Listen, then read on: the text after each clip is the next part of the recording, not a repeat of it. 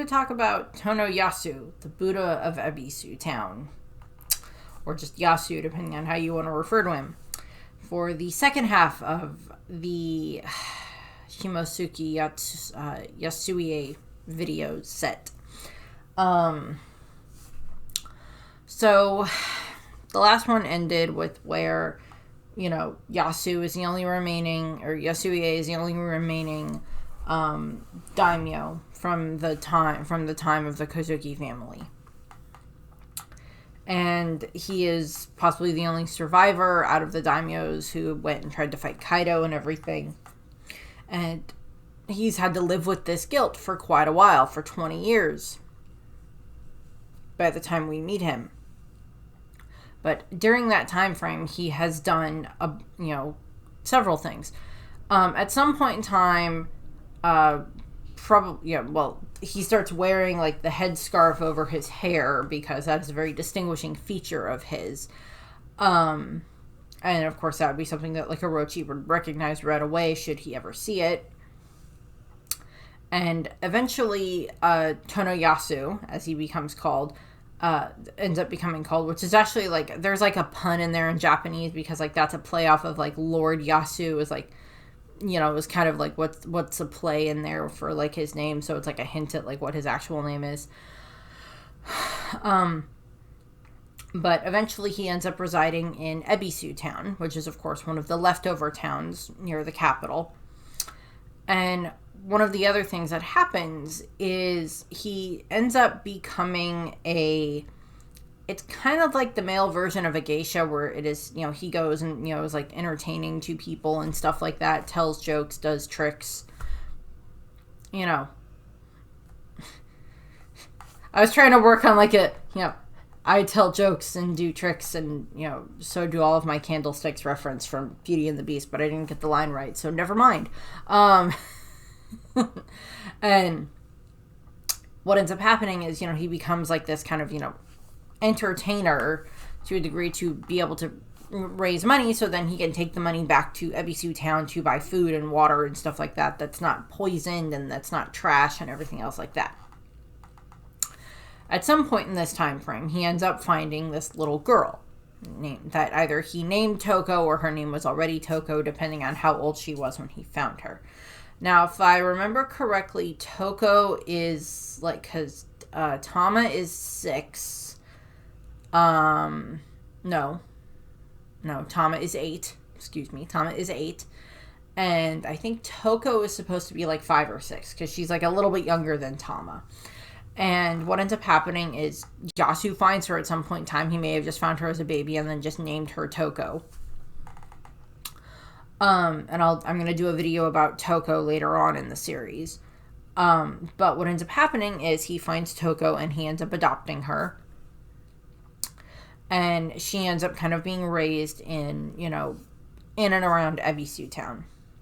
And eventually we get one of these things that is revealed in a very, brief flashback where, right near the end of Wano, where it is revealed that, like, we already knew that at some point in time Toko had eaten one of the defective smiles, and that's why she is the way that she is, and everything, but this is where we get the confirmation that Yasue also ate one. Because, of course, we have it that, Orochi would send the defective smiles out in the trash, that they would get thrown out. And he would purposely have them mixed in with the food that would end up going to Ebisu town. And then the people of Ebisu town would get the fruits, would get the smiles, and they would end up eating them because they were so hungry. And then, of course, now they lose their ability to express any of their emotions. So all they can do is smile. And if they want to cry, they have to laugh so much that they're crying just to cry at all. And we have that moment happen, which is just so sad how much that gets harped on throughout the Wano arc, and the anime does a bit more of it, which is fine. I understand that you want to remind the viewers what you are fighting for and what the horrible things that Orochi has done for in Wano. And I went over this in the videos about Orochi where I talked about like the poison that Orochi brought to Wano and everything that he put into Wano. That he and Kaido inflicted, the poison and the malice and everything like that they inflicted upon Wano. To be fair to Kaido in that regard, his hatred wasn't necessarily toward Wano as the country. It was just because he saw that there were weak people there, therefore he didn't see that they were worth protecting. As opposed to Orochi's, that was just out of pure malice and hate and scorn and vengeance. Which I don't know which one is worse, but neither of them are good. And what ends up happening is, of course, Toko ends up getting her hands on one of these fruits, one of the failed smiles, and she ends up eating it. She takes a bite out of it, and it causes her to then have it where she can only smile. And we just see this look, we get in the scene, and I think the anime did a beautiful job of this, where Yasu goes over and he finds her and he's like, Toko, what did you do? And he's like, oh no, you didn't eat one of those fruits, did you? And she's like, Daddy, why can't I stop smiling? And I love Yasuie so much for this.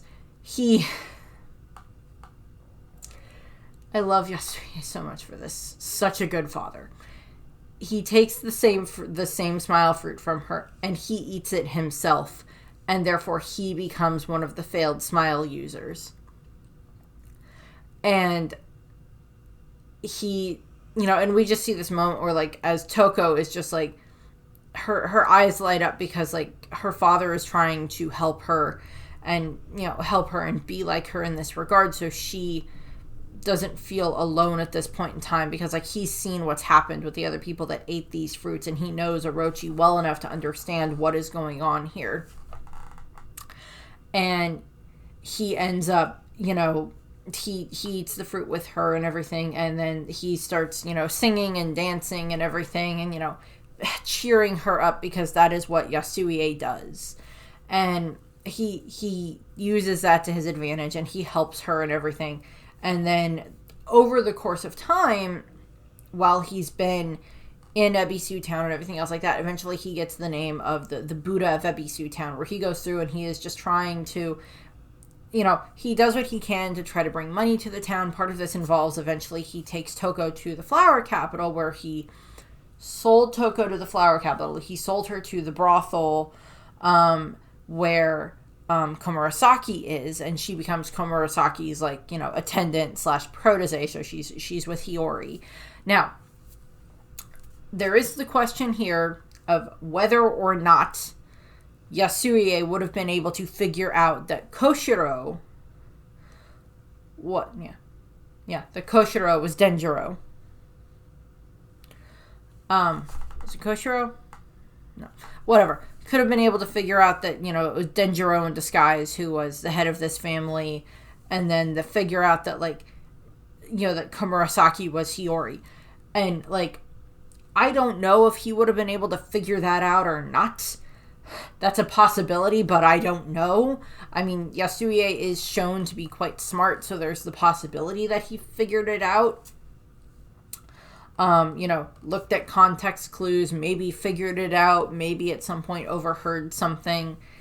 Or the other thing is that, and this is something that gets touched upon with, like, Toko and Hiyori, is, of course, Hiyori never mistreated Toko. She was always very kind to Toko, and probably very kind to many of the other oiruns and geishas and everything else that were within the same brothel that she was a part of and everything. She just tricked all of the men who brought her money, all of the horrible men who brought her money and everything, and of course Orochi in the long run is what Hiyori did. But what we see is, it is debatable whether or not Yasuie figured out who Komurasaki was, and if he did, then him putting his daughter in her care is an amazing amount of trust in, like, you are Odin's daughter, and I know this, and I know that you will take care of my daughter.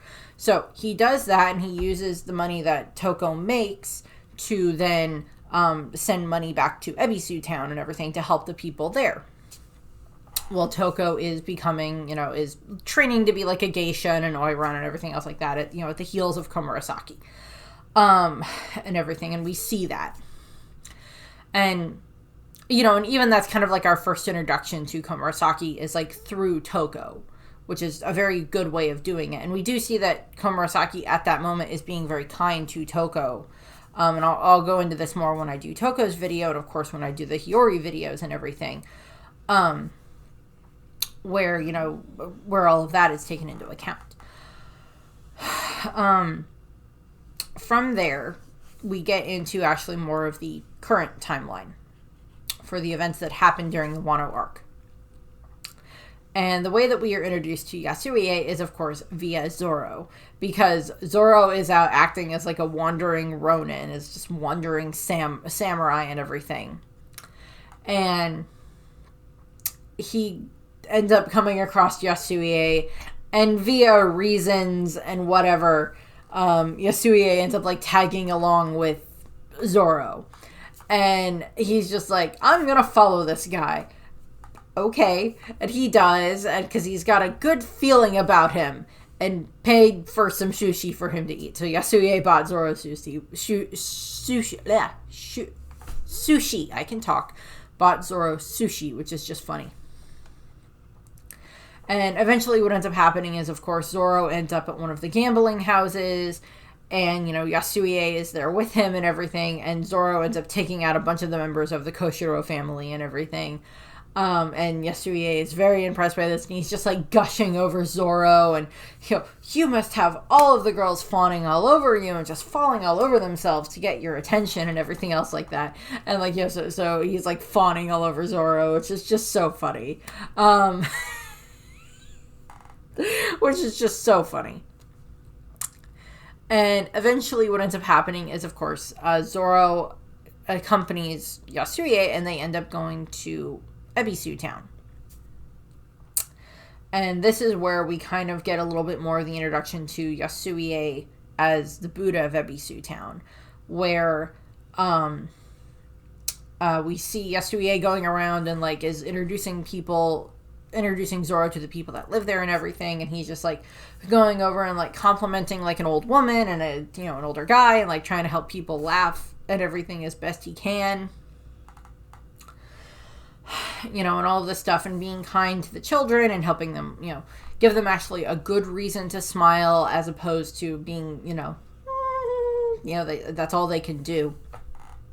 So that's what Yasue is doing. And Zoro is watching as this happens, and we have this like old lady come over to Zoro, and she's like, although he might act like a clown most of the time, he has been loved by everyone in this town for a long time now. He is our Buddha. And Zoro is kind of impressed by this. Zoro ends up, liking Yasue, partly because of this, partly just for other reasons and stuff. And so we get kind of that connection there to Yasue through Zoro. And from there, we see him later. We see Yasue a little bit later, and this is when it is, Zoro had left because he had to go and find Shusui because it got taken by Onimaru, so that's what Zoro was off doing. And Yasue ends up finding Law, Usopp, and Frankie having this discussion and everything like that. He meets them and everything. And then, like, he hears that they're Zoro's friends, so he kind of tells him, I think, like, that Zoro went missing. And, you just missed Zoro. He ran off chasing a fox to go save a sword. And they're like, yeah, that sounds like Zoro. Pretty much. So they're all, he kind of informs them of that. And then we have the moment where Shinobu, Law, and Kanjuro are all arguing about the Heart Pirates being captured, about Law, about Sachi, Beppo, and Penguin being captured. Because it is thought that they spilled the beans via, being tortured, that they spilled the beans in order, to reveal the plan of what the Kozuki, rebellion is going to be. And what ends up happening is, Yasue enters, and he of course recognizes Kanjuro. Not that he's hard to recognize anyway, but he recognizes Kanjuro, And I think he recognizes Shinobu as well, possibly, but I'm not sure about that because like I can't think of a time when they would have actually interacted with each other. But he recognizes Kanjuro, and I think he would be able to peg Law as like, you're not from around here, and I met you earlier, and I know you're not from around here. I know you're part of this rebellion thing, and you're connected to stuff, but yeah, I'll keep an eye on you. And what ends up happening is Yasue ends up like seeing, shows them this copy of like the hidden message about like, with the cranes and everything on it about, like the references to like where the rebellion is supposed to meet and everything.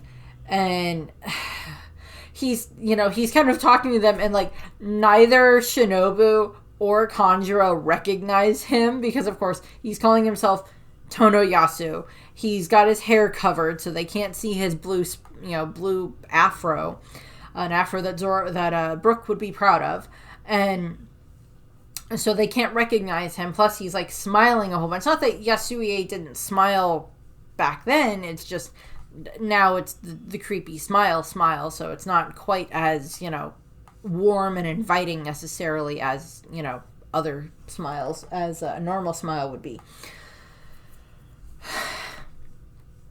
And what happens is Yasu is like kind of talking to them, and they don't know who the heck he is. And then like he leaves, and they're like, did he look familiar to you? I don't think so. I don't know who he is. So it's just like, okay. So they just like kind of leave that alone. But what ends up happening is like he tells them that he wishes to join them. And, and then he just goes back to helping those in Ebisu town who are in need.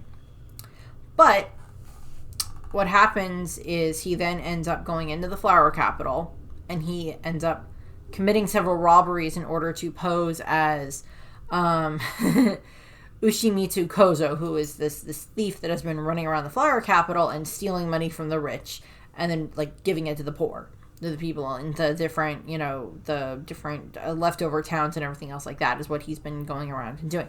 We, of course, end up finding out later on that this is actually Koshiro as Denjiro, Denjiro doing all of this,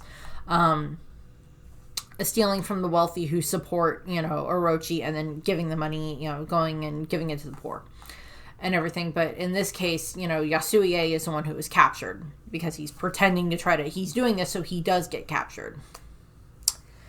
And then he's caught by Orochi's forces, who then, beat him and torture him. And, and they believe his confession about being the Uchimitsu Kozo and everything. Because, he was caught and he's claiming to be it and everything. And he's, tortured, and then he's taken to, the prison gallery in Rotsetsu town. In the flower capital, and his execution and crucifixion execution is being scheduled for the next morning, which is just crap that happens there. And we get to that, and of course this news of his capture is brought to Orochi, and Orochi is just ecstatic about this idea because he's like, oh, I can use him as, I can appease Komurasaki with her death. I can appease her by getting rid of this, this bandit and everything. And then, of course, he finds out that he's Yasue, which, of course, makes Orochi want to kill him even more because Yasue knows Orochi, and Orochi, Yasue is this one that got away that was this threat that Orochi hadn't been able to take care of 20 years ago. So what ends up happening is, of course, Yasue is brought out, and, his execution is being widespread, and, of course, they're going to air it all over the country and everything like that with the pond snails and everything, because, Luffy is watching it at the Udon prison and everything, where him and Hirogoro are, and, of course, Hirogoro recognizes Yasue, and then, of course, we have it that, a bunch of the scabbards are, of course, in Bakura town and the other leftover town out in the Kuri region, where they are watching what is going on, and this is just devastating to them for what is happening. And Toko and Hiyori and Brooke and Zoro end up getting the information as well, and then Toko, of course, is like, that's my daddy, that's my daddy. And she starts running toward the flower capital, and, Zoro and Hiyori are on her heels and everything. It's one of the few times where Zoro actually manages to follow where he's supposed to go. I guess an emotional override of protect small child took in effect there, I guess. And plus he recognizes, Yasu as Tonoyasu, so he's like, oh, I gotta help this guy. He was nice to me and everything. He doesn't deserve this. So they're rushing toward the flower capital, and of course, Yasu is, up on the cross and everything, above, looking down at everybody in Ritsetsu town at the prison gallery and everything. And he does this thing where I love her. He's just basically doing a big F you to Orochi with, like, some of his last words. And he's just, like, declaring his disdain for Orochi, which I love. And he's like, are you listening, Orochi? The vast expanse of trees, bushes, rivers, and villages. You tainted it all with your insatiable greed. You are nothing more than a pest. And he is just, like, shouting this from the top of the stand that they have him on. And of course, since it's being aired all over the country, everybody is hearing this. So that just pisses Orochi off even more. And so there's lots of that stuff that's going on. And eventually, of course, this leads to where, Orochi and his forces are, like, rushing to there. So Orochi can be the one to, execute Yasuie himself. And we get this moment where we get, like, some inner monologues, inner dialogue and such from Yasuie as, like, these well wishes to the Kozuki rebellion, to the Kozuki family, because this is of course where we reveal that, he is, like, taking credit for, like, no, this was just a trick. It was just a prank to play on Orochi. That's what all of these symbols were. And, now he's locked people up just because they have a crescent moon on their ankle, because it's a fashion trend or whatever. And, like, all of these things about, like, the Kozuki family and everything like that. All of this was just a prank to mess with Orochi and everything. And I love that he's, like, making this thing, because he's trying to, and of course he pulls it off, and, like, he releases, like, the new posters, or the altered posters, where they have, like, the legs chopped off with the lizards. So now there's, like, the reference there for, like, what port they're supposed to meet at, which of course later on Kinemon misreads, but everybody else gets that, of course, it's, like, 3D chess with making Kinemon look like a genius when he is not one, which I'll touch more on when I do my video about Kinemon. But what ends up happening is, of course, Yasuie has, like, this inner monologue, this, his couple of his last thoughts are, Kinemon, as well as the 9 red scabbards, and the future Shogun Momonosuke. Today, your plans now have no more setbacks. I have given directions to a new meeting location to our imprisoned allies of the Ritsetsu district. This is all I can do with my feeble life. No one has been able to take Kaido's head for over 20 years. Go. Onwards to Onigashima. See your revenge to the end. And then, of course, Yasuie is thinking this in his mind. And we get this. It's just so very tragic what happens, because he is, up on top of the structure, crucified there. So there's lots of, Christ-like references going on here. Plus, like, that type of a thing for, like, crucifying someone like that was something that, like, they did in Japan anyway, beyond just, like, something that, like, Christians did, or that, like, the Romans did to people and everything like that. So it's like that type of an execution isn't necessarily like, oh, it's only something that Christians do, but it's, for that symbolism and everything else like that. But there's references, there is that symbolism that comes across there. And, Yasuie is sacrificing himself to help the rebellion. And as he is, up there, and, like, Orochi and his group arrive, and unfortunately this ends up being where, there's, like, several things that happen kind of all at once. Toko, with, Zoro and Hiyori following her, show up. And Toko is, like, there when Yasuie is executed. And Yasuie shouts out his last words of, cover the eyes of your children. The last daimyo of the Kozuki Shoguno the foolish jester of Ebisu town will now head into the good night, singing all the way in a hip hip. And of course, that is when he is executed. That's when Orochi shoots him. And he falls to the ground after he's been executed up there. And Toko is there, and she squeezes through like the bars of like the gates that they have there. She squeezes through the bars, the bamboo bars, and gets over to her dad. And we just get this so heart-wrenching scene. And like, of course, like this is of course being broadcast as well. And she's pulled out the toad oil, and she is trying to like help him. And of course, Usopp is off in the background going, "Oh no, this is not good," type of thing, because he's realizing, "Oh, that's the toad oil I sewed her. Oh, that's not good. This is not going to go well," and everything. And like Toko is just trying to do what she can to try to save her father and everything. But of course, she ends up Orochi's forces try to attack her. Zoro and Sanji show up. They protect her. They get Toko out of there and everything. And eventually what ends up happening is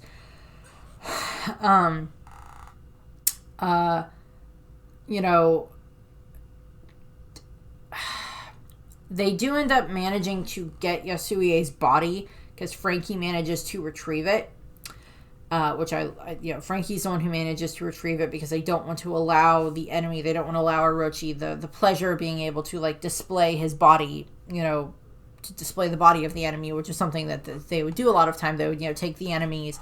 It's like, taking the heads on the pikes and like putting them along the gates of the city and everything like that, to like, this is what happens to those who defy our king or our ruler or whatever. And this is what will happen to you if you do the same thing.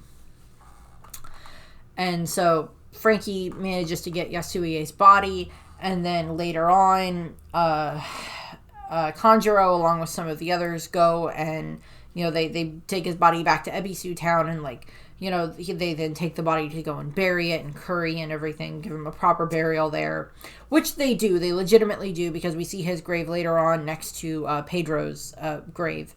And we see this. And then we get into Yasuie's legacy. So, of course, one of the main things is, of course, because of what he did with altering the posters at Resetsu Town, with the little flyers at Resetsu Town, and then giving them to the people there, is, of course, that then allows the rebellion the chance to have, he becomes the scapegoat for this, and that allows the rebellion and those who wish to help the chance to know where they need to meet up again, the new meeting place and everything. So there's a lot of that stuff. And of course, part of his legacy is also tied up in Toko and into her future and everything else there. We know that Yasuie's death very much angered Zoro, and he of course wanted to get revenge on Orochi, on top of everything that happened with that Orochi did to Hiyori, and of course finding out what the smiles are and everything. And Zoro's like one of the ones that didn't get the chance to cut off one of Orochi's heads, but okay. Denjiro got to cut off 2 of them, I think. I think. And what ends up happening is, of course, so there's lots of things that are, catalysts of this. And, of course, part of Yasuie's legacy is, of course, Toko. And what will end up happening with her. And we kind of get, like, this ending bit with, kind of the poignant moment on the end of this. And I'll go over this more with Toko in more detail, of course, when I talk about her. Is that during the festival, the fire festival and stuff, when they're sending up the sky boats, the lanterns and everything, Toko had written, "I miss you, Daddy. I want to see you soon," and everything.